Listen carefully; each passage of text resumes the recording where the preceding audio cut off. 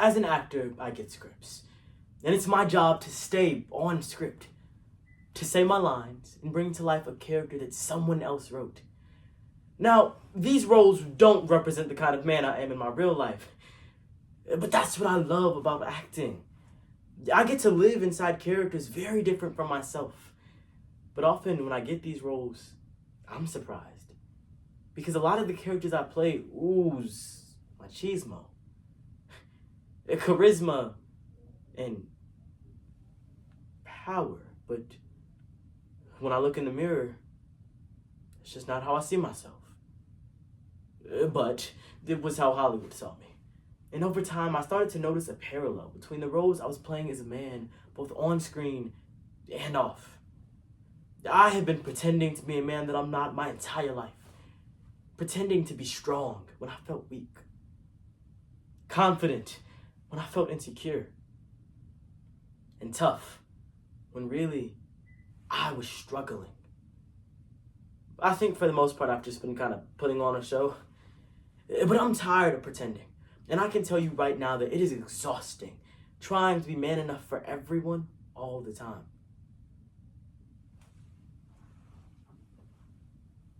Ladies, gentlemen, we need to talk about being a man because I'm a theater kid. I know, embarrassing. But in my time, I've learned to preserve my masculinity and my manhood by realizing that the kind of man that you are isn't about the sports you play, but it's about the kind of human you strive to be. In this speech, we learn to readjust our mindset, reframe our thinking of masculinity, and rewrite our scripts. And Why I'm Done Trying to Be Man Enough by Justin Baldoni. Now, for as long as I can remember, I've been told the kind of man that I should grow up to be. As a boy, all I wanted was to be liked and accepted by the other boys. But that acceptance meant I had to acquire an almost disgusted view of the feminine. And since we were told that feminine is the opposite of masculine, I either had to reject embodying any of those qualities or face rejection myself. This is the script that we've been given, right? Girls are weak and boys are strong. This is what's being subconsciously communicated to hundreds of millions of young boys and girls all over the world, just like it was with me. As a man, this is wrong. This is toxic, and it has to end. I don't have a desire to fit into the current broken definition of masculinity because I don't want to just be a good man. I want to be a good human. And I believe the only way that can happen is if men learn to not only embrace the qualities that we were told are feminine within ourselves, but to be willing to stand up, to champion, and to learn from the women who embody them. And now, guys, I am not saying that everything we learned is toxic. I'm saying that we need balance. And the only way things will change is if we take a real, honest look at ourselves and the scripts that we've been given, passed down to us from generation to generation. And the roles that as men, we take on in our everyday lives. Speaking of scripts, the first script I ever got came from my dad. Now, my dad is awesome. He's loving, he's kind, he's nurturing. But as a kid, I resented him for it. Because I blamed him for making me soft.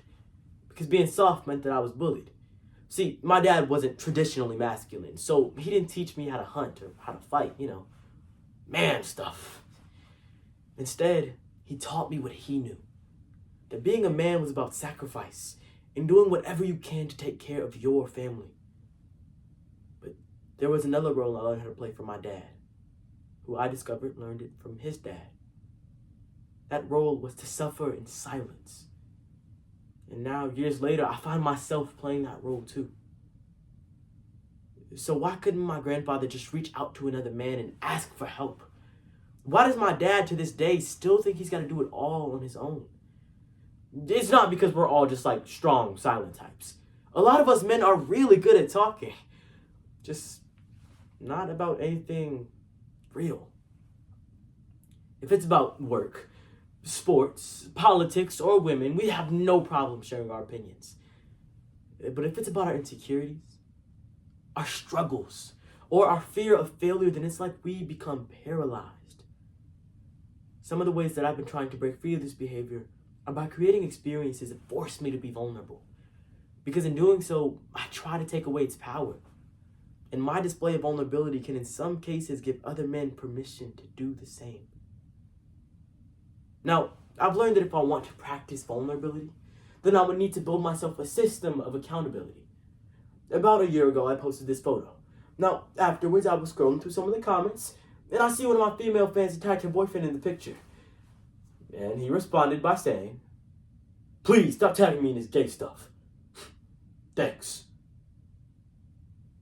As if being gay makes you less of a man.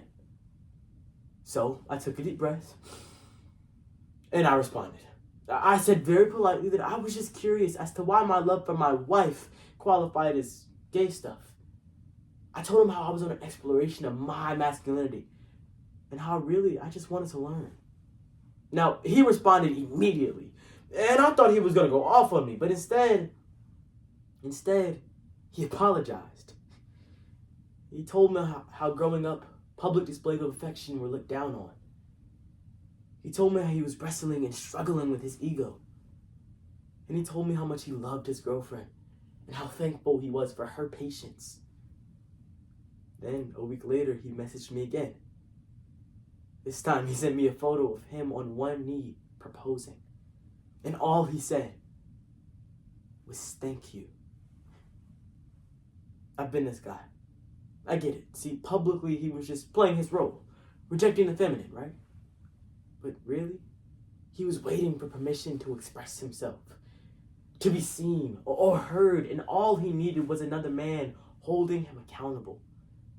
And the transformation was instant. It's easy to fall into that cycle of pretending. But I've made a commitment that I don't want to perpetuate the lie anymore. The lie that men have to be emotionally unavailable.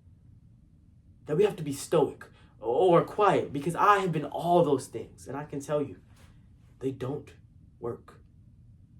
So, where does it start? It starts with men reaching out to one another and creating safe spaces for each other to be vulnerable. And it starts with realizing that being a man ain't about living up to some macho ideal. It's about being a fully realized human being. Comfortable in your own skin. Comfortable expressing your emotions. Comfortable being loving and nurturing, while also strong and resilient. And when we do that, we'll break free from the toxic definitions of masculinity. And in doing so, we'll pave the way for a healthier world. So, let's start the conversation